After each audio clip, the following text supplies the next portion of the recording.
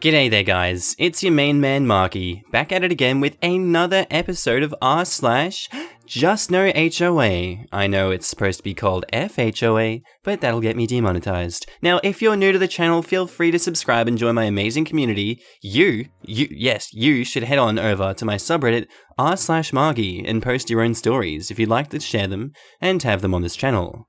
With that out of the way, I'd love for you to sit back, relax, chuck a prawn on the barbie, and get ready for some good content. Now, our first story is by user John L1800, titled Frick HOA, Recalled and Removed Our Tyrannical HOA Board, Part 1, Prelude. This is the account of how we fought and ultimately prevailed in our long battle with an out-of-control HOA board. I've been meaning to post this here for a while, but it was such an ordeal trying to condensing it into one post that I'll have to break the timeline into several posts to cover it all, and I'll still be leaving out a good 50% of what went on. Part 1. So what does it mean when it says that a house is in an HOA? We naively asked the real estate agent at the newly built community that we were looking at back in 1998 in Arizona. Great iced tea by the way in there, love that. My wife and I had both grown up in northern New Jersey, not far from New York City. This is an old section of an old state that's already been pretty well built up, and since the houses are all largely pre-1980s, there really aren't any HOAs there. We also lived in New York, about an hour out of New York City, and since this was all farm country, there weren't HOAs there at the time, either. Neither of us had ever heard of such a thing. The agent quickly glossed over it, basically selling us on how great HOAs are for property values, and how they made sure that all of the houses were well maintained. Previously, where we lived in New Jersey, you could occasionally come across that one house in a neighborhood that stood out like a sore thumb. Foot-high weeds, junk cars, trash everywhere, broken windows, and typically a hand-scrawled sign hanging in the front of the house, going off either a religious rant or seething about whoever happened to be the president at the time. We certainly weren't going to be one of those people, and if living in an HOA prevented that, then hey, maybe it won't be all that bad after all. Well, it didn't take too long after moving to see where living in an HOA could begin to become a problem, when we received a violation notice for putting our garbage cans out 30 minutes too early. Pickup was on Monday, so the cans could not go out before noon on Sunday. While the board didn't do anything illegal during the time that we lived there, we soon found out they were obsessed with enforcing the rules to the very letter. To illustrate how fixated they were with it several years later, I received another violation letter, this time for putting our garbage cans out 2 minutes too early. In this instance, I was heading out the door, and looking at the clock, I saw that it was 11:55 AM. I figured, close enough. By the time I get outside, unlock the gate, and get the cans out of the curb, it should be 11:57 or 11:58. 2 days later was when I received the violation letter. So apparently, they had someone literally patrolling the neighborhood at exactly noon looking for violators. Violate me. They also had very specific landscaping rules that were also fanatically enforced as well. There was a list of approved and disallowed planting, and exactly how many of each of that you could have, and how many you must have. If one died, you had to replace it with one from the approved list. If something sprouted on its own, that meant you now had one too many, and one had to go. That's just terrible. One day, some new people moved in, and apparently, never having lived in an HOA before, they must not have read the rules too closely, because they extensively landscaped the front yard without getting approval. It looked great when they were done. They had the nicest looking front yard in the whole development. The problem was, they put in plants on the disallowed list, and far too many plants overall. The HOA made them take it all out.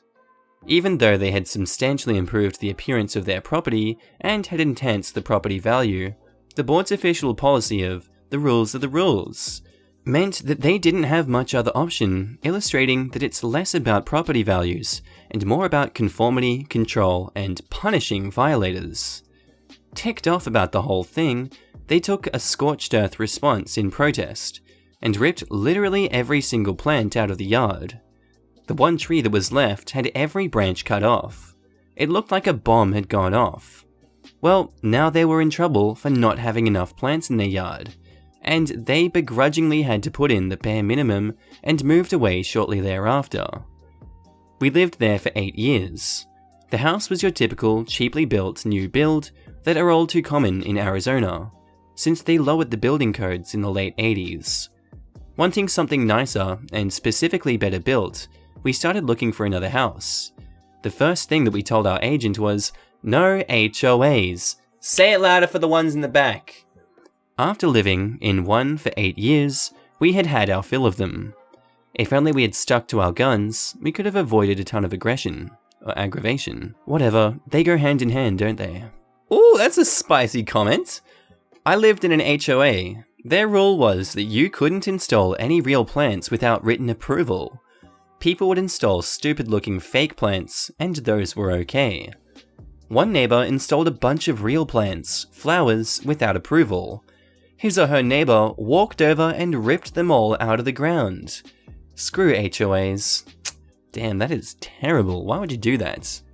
And our next story by 1-1-1-1-1 says, HOA says I owe them $5,000 for no reason.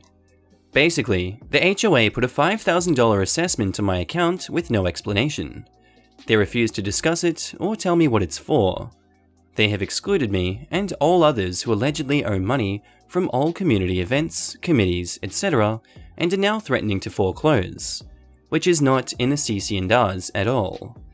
My question is, what do I do here? Do I get a lawyer? What kind of lawyer? Real estate? Contract? Edit, thank you to all who responded. I'm going to contact a real estate lawyer in the morning. If he can't help specifically, he should be able to point me in the right direction. You've been a big help. I hope you all have a good night. And update. I spoke with a real estate attorney. He said I need a litigator and referred me to the one he uses for a lot of real estate issues. Had a meeting with the litigator who thinks this can hopefully be dealt with in an aggressive letter. He said he's going to include a C&D, case law, and precedent. So I hope he's right. Interestingly, he said 20% of his firm's jobs are litigating against HOAs for people. He's very against HOAs himself, and has said this entire thing is patently unreasonable. So it does seem like he's the right guy for the job. Is he / our guy /. And our last post is by Bearded Barnabas, titled, HOA hasn't been enforced in years, now they're sending out violations to everyone. Now my neighborhood is only maybe 8 years old, never enforced the rules. It's a nice little neighborhood, well kept by everyone.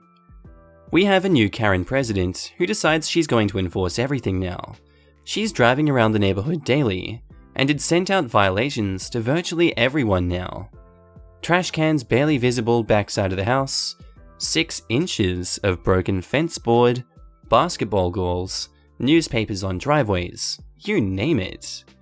The entire neighborhood got caught off guard, and you're all ticked. I'm all for reasonable basic enforcement, but this crap is out of line. Anything we can do to shut this petty crap down? Our annual board meeting isn't until May. Any advice most welcome, thanks. Edit, does anyone know if Texas has a law regarding rules being nullified, if not enforced for so long? Update. The HOA Karen just let everyone know that they are backing down from the crazy notifications they sent out, and will not be issuing violations to everyone. Lol. I was just happy to apply enough pressure in just a matter of days. To those who say, just move, hell no! This is why you fight back. And Doctrina Stabilitas says, vote her out. If everyone is so angry, you shouldn't have that much of a problem getting someone more reasonable in. Generally, do you have to wait until annual board meeting? You're going to have to check your CC&Rs. Usually there's an option to recall the board with a supermajority vote. Special election clause? If not, you look into a vote to amend the bylaws to allow for a special election or recall election.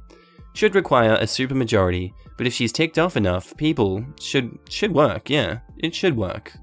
And I think we can all agree with a lifted limo here, where they say vote her out, disband HOA, or scale it back. HOAs are the worst. Anyway guys, that is the end of the episode today. This is part 1 of a 3-part series of these episodes. So tell me what you think about it so far in the comments section down below. Anyway, I hope you enjoyed it, and I'll see you in the next episode. Bye guys!